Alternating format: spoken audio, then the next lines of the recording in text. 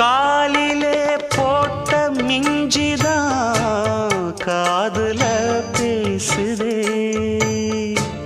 கழுத்துல போட்ட தாலிதான் காவியம் பாடுதே.